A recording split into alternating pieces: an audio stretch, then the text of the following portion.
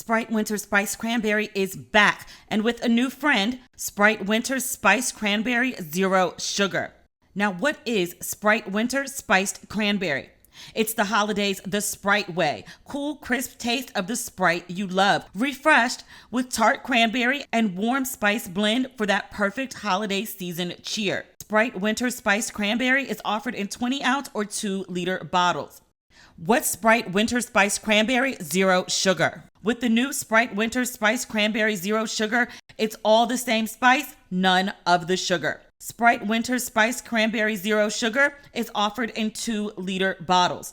Copyright 2021, The Coca-Cola Company. Sprite Winter Spiced Cranberry flavor is available from now until December 31st, 2021, or while supplies last. Feeling your best starts with what you eat.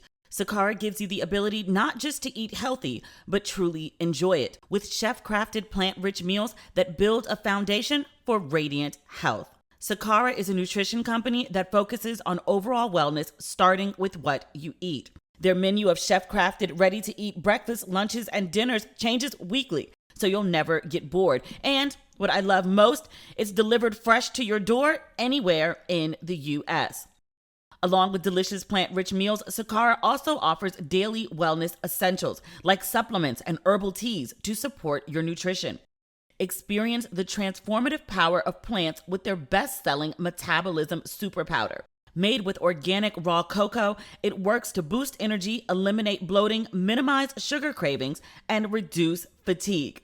And right now, Sakara is offering our listeners 20% off their first order when they go to sakara.com/ratchet or enter code RATCHET at checkout. That's Sakara, SAKARA.com/ratchet to get 20% off your first order. Sakara.com/ratchet. Ladies and gentlemen, boys and girls, and those who don't identify as either, you are listening to Ratchet and Respectable with Demetria L. Lucas. I have bad news. Let's just start it off out the gate. The merch drop that was supposed to happen on November 9th, it's not going to happen. I've got to push it back. Unfortunately, there's been a COVID outbreak at the printer. Staff is out and there's nothing I can do about it. So I'm going to push the launch date, and I don't know until when. I want to make sure that I have dedicated time to ship your merch out in a healthy time frame, so you're not like looking and searching for your orders. So I'm going to push it, and I'll give you an update here first when we have a new date. Thanks in advance for your understanding. I know that a lot of you are very excited about the merch. Like I see you in my DMs, or at least when they were open. I shut down like most of my communication on social media a couple weeks ago. I have my reasons. Being very accessible as a woman online, especially one who is outspoken and opinionated, can get very nasty sometimes. So I just shut all that shit down. What else is going on? I didn't go to any of the events that I talked about on Tuesday. I was supposed to go to the screening of King Richard, the Will Smith movie, where he's portraying the father of Venus and Serena, Richard Williams. I didn't feel like it, to be quite honest with you. I RSVP'd and I was really excited to go. Cadillac got the hookup for me again, which thank you, Cadillac. The day of, I was like, I have so much work to do. And I worked all day, and I was like, if I go sit in a movie theater in the dark, there is no amount of popcorn or entertainment that is going to keep me awake. Like, let me just get in my actual bed and call it a night. So that's what I did. And then last night, I was supposed to go to, I told you about the Black Private Social Club that is based in D.C., launched in Atlanta, also launched in D.C., and is now launching in L.A., the Gathering Spot. Their publicist sent me a couple emails to go, and I had every intention of it. But then at the last minute, my friend Bevy was in town. You know Bevy Smith. She came on the show a few months ago. She wrote her first book earlier this year, and she came on here to chat with us about said book. But she's in LA for work. It's ABFF, and she's doing some work with HBO. And it's also her 55th birthday. So she had an impromptu gathering on a very sexy rooftop in Hollywood. And many of my New York faves were there. Legendary Damon was there. Ty Beauchamp was there. D Nice was there. and a lot of other familiar faces. Bevy knows a little bit of everybody. So I went to hang out with Bevy on that very sexy rooftop. And Ty, I love Ty. I told Ty, I ran into Ty a bunch of times when we were out for Ebony Power 100 weekend. And she asked me, she's like, well, how are you loving LA? Like, do you love it? And I was like, it's okay. It just never rises to a 10 in the way that, you know, any other city I travel to, like it hits a 10. Atlanta, Miami, Las Vegas, like I have all these 10 experiences, and I was like, I never hit a 10 in LA, and you know, it just is what it is. Like, but I did let my like lease expire, so I'm month to month. So you know, at any given time, if I want to be like, fuck this shit, I could be out. I've been playing around with this grand plan, the one I call the excursion. I've wanted to live in Africa for a long time. It's been on my bucket list to live in Africa. When it first started, I wanted to do South Africa, Johannesburg specifically. And then when I started going to Ghana on a regular basis, I wanted to do Accra. So I was like, you know what? Maybe I could just do both. It's an easy and legal way to get around the visa situation. So I was like, I wanted to stay for a year, but I don't think work-wise it will work. But I'm plotting on how to make this happen in 2022. So if I leave LA, that's where I'm going. And then after that, who knows?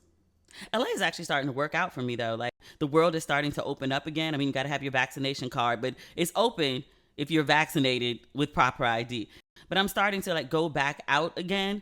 I think I talked to y'all a couple weeks ago about how like I'm like an introverted extrovert. Like I can go out and be like very, very social, but then I'm down for like 3 or 4 days. After the Ebony 100 weekend where I was like out and out and out and out and out, I didn't leave the house for like 4 days, like literally did not leave the house. I didn't go to the mail room. I didn't go to my car. I did not open my door and cross my threshold for 4 days, which is normal for me because I'd be in writing mode and just be in here at my laptop, just, you know, hours on end. But my friend hit me up and he was like, no, I can't remember the word he used. There's a word for people who are both introverted and extroverted. And he was like, you're that. And then I was thinking about it and I was like, maybe one of the reasons that I haven't been like fully enjoying LA is because like I haven't been going out enough. Like I've just been in full introvert mode and I haven't been getting my balance. But it was COVID and there weren't a lot of live events and people just weren't out because, you know, nobody was trying to get sick or die. But now that things are opening back up and I'm like being very social again, I was like, oh, this is not so bad. Like I can go out like 2 to 3 times a week. And then like the other days, like sit in my apartment in silence with my phone off. Like that's fine. That totally works for me. We'll see. I actually like the idea of not being totally tied to any particular city or location. Did you watch Drink Champs? Kanye did this 2.5 hour interview on Noriega's podcast. It was both brilliant and bizarre because Kanye is consistently Kanye. We'll get into that in a second. But in this interview, Kanye talks about how he doesn't have a brick and mortar home. He was like, home to me is being on FaceTime when Nori calls him. Who, by the way, he named Nori, like North, who they call Nori, named her after Noriega. Like this came out on the show. And I was like, you named your daughter after Noriega? Okay. Clearly they have a very deep and close and personal friendship that I wasn't aware of. But Kanye says that like his home is wherever he is when Nori FaceTimes him. That's home. And he said his house is a collection of bags. Only one though. He has various ones that he takes about. His bag and whatever is in it is his house. So he says he knows enough people and he has enough money that he can pop up wherever he feels like being, and he's always got a place to stay. So he was like, he goes down to Atlanta, and what is Akon's brother's name? I can't remember. But he's in Atlanta, and Kanye was like, yeah, like I hit him up and was like, yeah, I'm in Atlanta. And he was like, oh, well, you know, you could just stay at my place. And he was like, all right. So he went and stayed there. And then he said he went to Paris and he went to the Ritz, not the Ritz-Carlton. There's like a super fancy, like luxurious Ritz. But he said he went there and he was like, he had his mask on and he showed up and they were like, I'm sorry, we don't have any rooms. And he said he pulled this like mask down so they could see like, you know, it's me, Kanye West. And they were like, oh, okay, well, let's get you a room then. And he was like, then that's what I did. And he was like, and I showed up and I didn't have, you know, underwear or he was like, I didn't have underwear or socks, you know? So he was like, the CEO of Balenciaga, came with a car the next morning and was like, all right, well, let's go get you some socks and drawers. So they went to like Balenciaga headquarters, and he had Balenciaga socks and Balenciaga drawers. And I was like, Kanye be saying some crazy shit sometimes, but I was like, yo, that sounds like the life. I would love to just like live out of like, I don't know, a Louis Vuitton 35 Speedy, like the big bag, like the big one. Not like the carry-all. I don't like things on my shoulder, but if you just get me like a 35 Speedy and I could just bounce around wherever and live out of that bag, it would be great. I don't have Kanye's billions though, because billions give you way more options than, like thousandaires. So I was like, I need to get my money up. Damn it. In good Black news this week, I've been talking to y'all forever about this Tabitha interview. I was like waiting for it to drop, but I interviewed Tabitha for Essence. I don't think I said before where it was, but a couple people were like, I knew it was Essence by the description you gave. And I was like, okay, that's fine. But I'm really excited about this interview. Tabitha Brown is one of my favorite people. She was actually very heavy on my mind when I got the call asking me if I wanted to do the interview. Right now, like I write books, I write treatments, I write not so much pilots, because we talked about that, how it's like, no, you're like in producer level. You don't really need to do that anymore, which I was like, that was the whole point of moving to LA. Not the point. Point is, I really don't like write for like magazines or publications anymore. It's a very time consuming thing. And it's just not like lucrative, to be quite honest. But when it's something that I'm really passionate about, I do make the time. So when Charlie, she's a senior editor at Essence, when she hit me up, she said, hey, we're doing this feature on Tabitha Brown. And she was trying to like explain Tabitha. And I was like, no. I am well aware. I follow the Tabitha. Actually, I was standing at O'Hare Airport waiting for my Uber to come. And I was scrolling Instagram, and Tabitha had posted a picture of herself and her daughter. They were on a private plane, and she wasn't sharing where she was going or what they were doing. She just said that they were headed to work somewhere, and she felt very honored that she got to work with her daughter. And she shared that before she became like the Tabitha that we know her to be, she used to drive Uber. And she was like, I would, drive people to drop them off to take their private jets to wherever. She was like, and I very much wanted that life for myself. And she was like, and now I have it. And I was like, Black lady, get your money, Black lady, get your money, Black lady. And I was like really, really proud and happy for her. And literally, as I'm reading this caption on her page, I get this call from Charlie. And she said, we're doing this article, would you want to write it? And I was like, oh, I would love to, but I don't know if I can, because I just landed in Chicago, and I'm like, I'm here, and then I'm going to Vegas, and then I'm going to Napa, and then back to LA, and I don't know where I'm going from there. And I was like, when would you need it? And so she gave me the dates, and I was like, actually, that could work. So I'm really glad we were able to work that out. Tabitha is a wonderful, wonderful human. And I was like, I know, like, as a writer, a journalist especially, I guess I'm supposed to be objective of the people I interview. And I'm just like, no, if I didn't really love Tabitha, I wouldn't have made the effort. But I wanted to meet her. I wanted a private audience with her. And I wanted to ask her all of the questions that I know that her vast viewership, readership, audience, social, TV, all of her platforms, readers, I know they had questions for her that they wanted answered. But I was like, I just have a few of my own too. Because I was like, hey, Black lady, I'm a Black lady too. And like, I got an afro too. And we're the same age. And like, I want to know how to have like a private jet life. Like, I've had a lot of amazing experiences in my life. I've never flown on a private jet. And I was like, I would like that to occur for my life. And I'm like, how do we do that? I was like, can we discuss how to negotiate like a good brand deal? How can I get a plane? But if you think I didn't sit in Tabitha's big, beautiful house, in her big, beautiful office with her NAACP award and her new book, at the time it wasn't out yet, and her spices that sold out in 39 minutes, she had like an extra stash. And I was like, well, sis, I absolutely G'd her for spices and hair products in the middle of an interview. I ain't got no shame. I was like, they sold out everywhere else. The only place I'm gonna get them is from you. Like, so sis. But I was like, we absolutely did have a conversation about Black women in business and how to get your money. We did. Graciously. She is a very wonderful woman. I saw someone when I was writing about interviewing her. I wrote this really I'm biased, but I thought it was really wonderful. But I wrote it in Instagram and the app crashed. And I was like, I ain't be writing this shit. And I was like, I just want y'all to know Tabitha is absolutely wonderful and she gives really good hugs. And I thank my editor for, assigning me the piece and giving me space to tell the story in its fullness that I wanted to tell, because I turned it in over word count and they found an extra page to make sure that all my words got in. And then also to letting me tell the story in my quirky little way. I know my writing style is very, very different from a lot of what's widely read out there, but it's my voice. And I greatly appreciate my editor for not toning me down into quote and unquote magazine voice, because it's a very distinct voice. But it took me a very long time to get out of that voice and write in my own voice. But I think I said something everybody loves Tabitha. And a couple responses were yo, just for the record, everybody does not love Tabitha.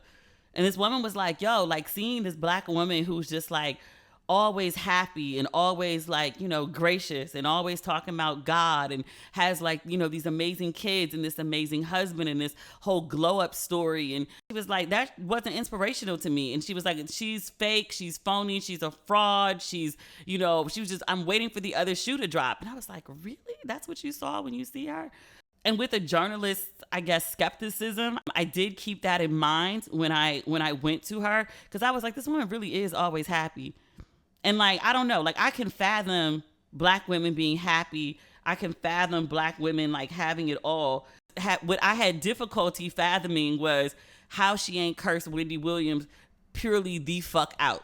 I can be gracious. I can be calm. I can be grace under fire. I can shut the fuck up because it's free. But there's certain buttons you push. I'm going to go full Samuel L. Jackson on you and not feel bad about it. When people deserve to be cursed out and I do so, I feel wonderful afterward. I could drink a V8 and take a nap. I feel great. Mofo deserved it.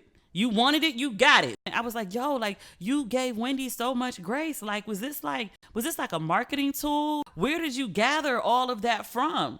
I really, in my heart of hearts, really honestly, I expected her to be yes, it was a marketing tool. I can't be out here presenting myself as, this sort of enlightened woman and then flip out on this lady. And she was Demetria, but she gave me a couple answers, but she was Demetria, honestly, she was if you've been through what I've been through, and she was I've been through life and death. I've seen people die.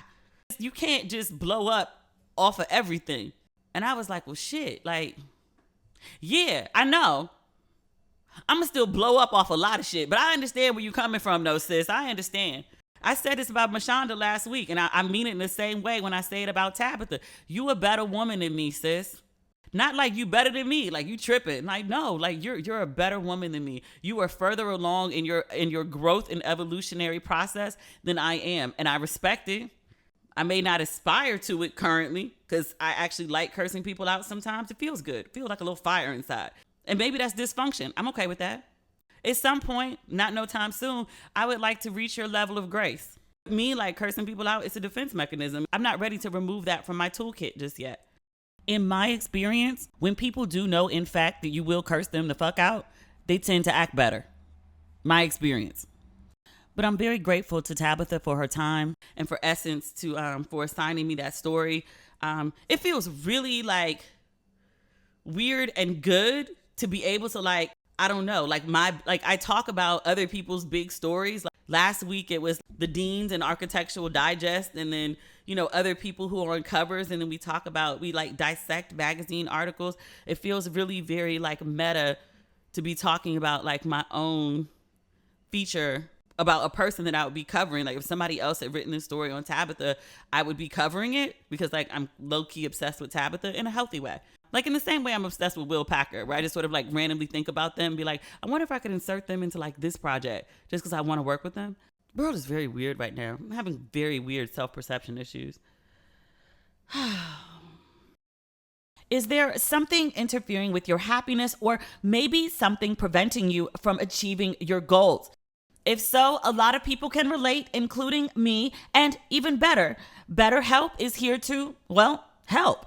BetterHelp will assess your needs and match you with your own licensed professional therapist. You'll connect in a safe and private online environment, and you can start communicating in under 48 hours. Now, to be clear, BetterHelp is not a crisis line. It's not self-help. It is professional counseling done securely online. BetterHelp's licensed professional counselors specialize in depression, stress, anxiety, trauma, and so much more. And what I love most about BetterHelp, it's more affordable than traditional offline counseling, and financial aid is available. I want you to start living a happier life today. As a listener, you'll get 10% off your first month by visiting our sponsor at betterhelp.com/ratchet. Join over 1 million people who have taken charge of their mental health. Again, that's BetterHelp, HELP.com/ratchet. Using the internet without ExpressVPN is like checking your baggage at the airport without a lock. You think your stuff is kept private, but you never know who's going through your panties, hemorrhoid cream, sex toys, whatever else you got in there. When you go online without a VPN, internet service providers can see every single website that you visit. They can legally sell this information without your consent to ad companies and tech giants who then use your data to target you. When you use ExpressVPN, ISPs cannot see your online activity. Your identity is anonymized by a secure VPN server. Your data is also encrypted for maximum protection. Also, ExpressVPN is easy to use. You fire up the app and click one button and boom, you're good to go. It also works on all devices, phones, laptops, even routers, so everyone who shares your Wi-Fi can be protected. Now for me, I use ExpressVPN because I don't want nobody in my business. Whatever I'm looking at, that's for me to know, not you. Secure your online activity by visiting expressvpn.com/ratchet today. That's expressvpn.com/ratchet. And you can get an extra 3 months free. expressvpn.com/ratchet. What else? Oh, the Sierra prayer. Sierra has released her prayer. It's all over social media. Tons of you, thank you, who are still able to send me messages, have been sending me, DMing me the Sierra prayer. Thank you. I have it. Y'all don't need to send that no more. Like, I have 50 of like the same post of the Sierra prayer. Y'all make sure I saw this prayer. It's a beautiful prayer. It's a beautiful prayer. For those of you who are not like super tapped into pop culture, the idea is that there's been this Sierra prayer that she prayed in order to get a man like Russell Wilson, because her husband is seen by many, not all, as the ideal husband and father. Like, that man deeply loves his wife. He is publicly appreciative. He's, an attractive man. He makes good money. He has a nice body. They seem to have a great sex life. They go to like really fancy events. They seem, and no one has a perfect relationship, but they seem to be very close to what perfection looks like. And so people are like, sis, what prayer did you pray? And people have been asking Sierra for this forever, but Sierra has finally released the prayer. What I liked most about it is that the prayer is mostly about her gratefulness to God, even in the midst of her pain at the time. She'd just come out of a relationship. I'm going to go out on a limb and assume was toxic, because the man she was in it with is like walking radioactive waste. And then it's also mostly about her. There's a few lines in the middle section. They're about the type of man that she wants next in her life. She says, the next person that you send me, like, I would like that to be my husband. I want someone that protects me and holds me and like basically loves me. And then it goes back to talking about like her plans for her life and her child. But I love that this prayer is not solely about, dear God, send me a man, send me a man, send me a man. It's like, no, like, I've had this very hard time in life, and please help me pull it back together. Help me be whole again. Take care of me and take care of my son. That was the first part. That's paramount. And she was like, and after that, if you could send me a man, once I'm back whole, send me a man who treats me well, not just any man. Here's some of the things that I would like, dear God. And then she goes back to talking about herself. So the majority of her focus is on her well-being, the well-being of her child. And then once they straight, the man. I liked her prayer very much. I'm not reading the Sierra prayer. Literally, it's everywhere on social media. You've probably seen it by now. And if you've not, just Google. It'll come up. DM me if you can get through. I'll send it to you because Lord knows enough people done sent it to me. What else is on this list? There's Sherry Shepherd on Wendy. My friend John Murray. I always say John Murray like y'all don't know who John is. John has been on this show as a guest more than anybody else. I think John has been on, 3 times? John is actually producing Sherry on the show this week. He's such a talented man. He can do so many things. But he and Sherry are really good friends, and she asked him to produce her. Because Lord knows, like if you ever need a one-liner in life, John got you. Sherry has been killing it on Wendy this week. She's been hosting all week. And I saw that she did a clip about Cynthia from Real Housewives and her new husband, Mike Hill. There were rumors that Mike had been cheating on Cynthia. They ain't been married. Has it been 2 years? I just saw the segment that Sherry did, and she handled it very well. And I actually appreciate the way that she handled it better than the way that Wendy would have handled it. One of my good friends pointed out, and they were like, yo, Sherry's been on Wendy wearing Wendy dresses and wearing Wendy heels, sitting in Wendy's chair being way more likable than Wendy. And she was like, just in case anybody out there thinks that they're not replaceable, they are. It's the Wendy Williams show. Sherry is hosting it, doing a better version of Wendy on Wendy. I'm just saying. But Sherry's take on the whole thing, and she was like, I don't like to hear this mess about married people. And she was like, my marriage didn't work out, but she was like, I respect marriage. But she was like, I don't want to be involved in any kind of mess that would disrupt the marriage. And so she was like, I hope these rumors aren't true. Cynthia said that she left the show because she wanted to protect her marriage. It's very, very hard, like, to be on TV and be married. Like, the things people say and do are crazy. I'll tell you about some of that stuff someday. Like, just, what? I still had Ask FM at the time. Like, that's part of the reason I had to quit it. Like, people would say the most vile shit to me, either about my lack of worth as a all-around human. Apparently, like, I was too ugly to be married. Apparently, I was, like, too ugly and too fat to be married, and my husband was, like, way more attractive than me, and so, like, he only liked me for my money. That was a narrative that people kept, like, pushing to me. I mean, it's crazy. But if you hear that, like, enough times, and, like, when I say enough, I mean, like, thousands, you start to wonder, Even the strongest person, you could be like, no, you have to be, like, resolute and strong in your, yeah. Be on TV and tell me that shit. But she was like, I didn't want to do the show anymore. Like, so, because I wanted to protect my marriage and I wanted this to work. So hearing rumors that, and she was like, I don't believe it's true. And, like, we're good. Okay. But I do recall before they got married, and I wrote a little something about this on social media. He told her that he cheated. Did he have 1 or 2 previous wives? But I want to say he said that he cheated in every relationship that he'd been in prior to her. And so she was nervous about, like, would he also cheat on her? And I was like, it's possible that he could. Anything's possible. You could also be married to somebody who's never cheated before, and they'll cheat on you for whatever reason that they do. Like, it's really a crapshoot. But I was like, if you have doubts about, like, his ability to be faithful, and he's telling you that, okay, like, I'm not going to do that to you. Like, okay, what changed? Like, what self-work have you done? Like, you told me that you're a different person. Okay, what did you do to be different? Did you go to therapy? Are you meditating? Are you praying? Do you have a relationship with God? Like, did you change your friend circle? What did you change? Like, what happened? Did you have a Paul Saul road to Damascus conversion? Like, what?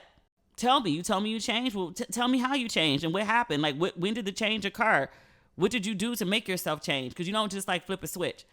And I was like, if he can't give you those answers, don't marry him. She never responded, but I'm for sure she saw it because every single person I've ever written about sees it. They might not tell me at the time, but it comes up years later. But I was just like, on some real, like, you put it out there on the show, and so I'm responding to it as somebody who talks about dating and relationships. I hope he's different. Cynthia seems like a really nice woman. Mike Hill and I have a trainer in common. And just as somebody who's, like, been through one divorce as Cynthia has as well, I wouldn't wish that shit on nobody. This second husband got to act right. So hopefully this is just rumors and somebody being messy and everybody in that marriage is behaving as they should. I hope that is the case. The science is clear. A healthy gut microbiome with the good bacteria that help our bodies process food is key to a healthy lifestyle. But now we're learning about the connection between your gut microbiome health and type 2 diabetes. Pendulum Glucose Control is the first and only medical probiotic that's designed to manage A1C and blood glucose levels through the health of your microbiome. Over time, people with type 2 diabetes lose the gut bacteria that helps digest fiber and manage blood glucose levels. For those with type 2 diabetes, diet and exercise alone are often not enough to manage it. The best approach emphasizes diet, exercise, and a healthy gut microbiome. For those with type 2 diabetes, it can feel like an uphill battle to keep glucose and A1C levels where you need them. What I love most about Pendulum is you can feel in control of your levels and not the other way around.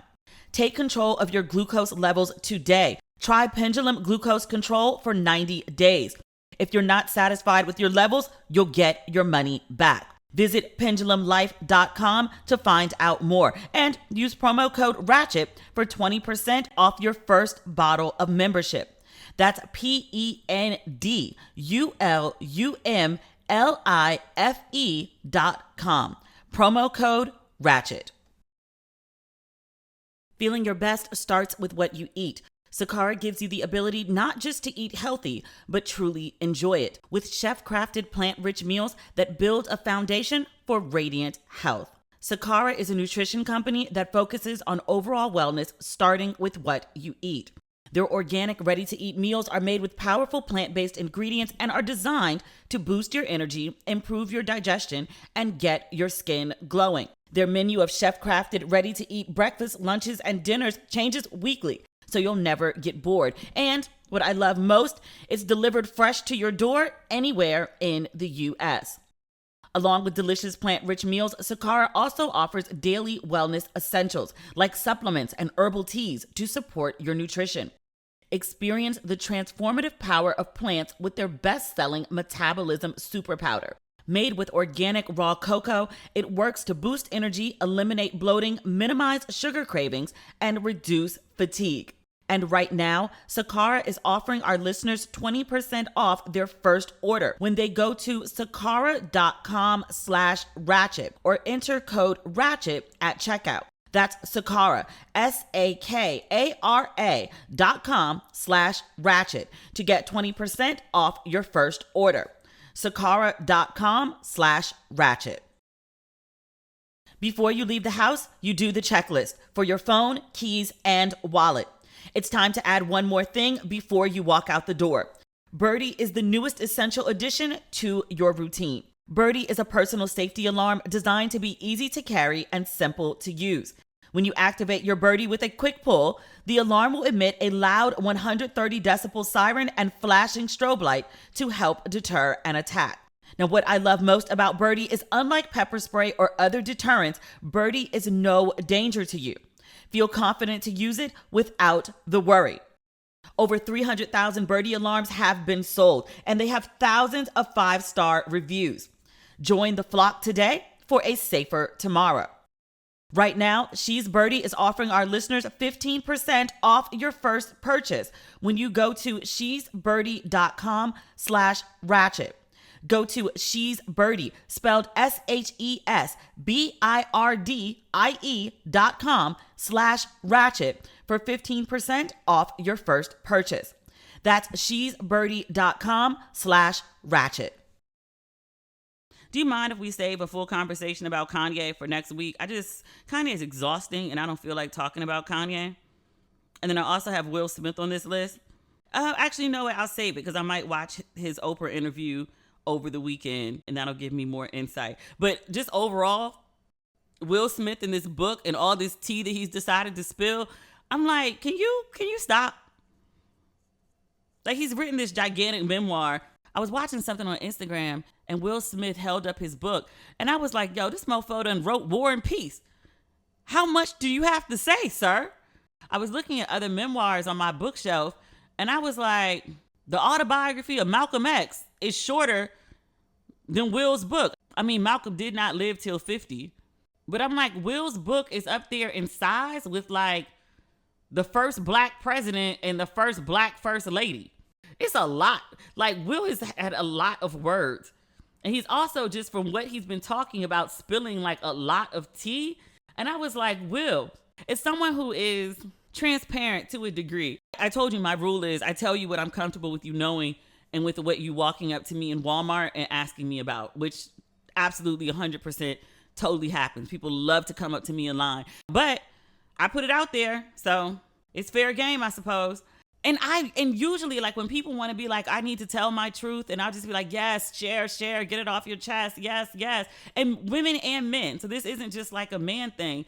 I don't mind men being vulnerable, but there's something irking me about the way that Will Smith is doing this and the stuff that he's sharing. I fell in love with my co-star during my first marriage to my newlywed wife with our brand new baby, and I was with them and desiring my co-star, which, I mean, I guess happens. It did happen. Not I guess. It did happen. Like, that's his story to tell.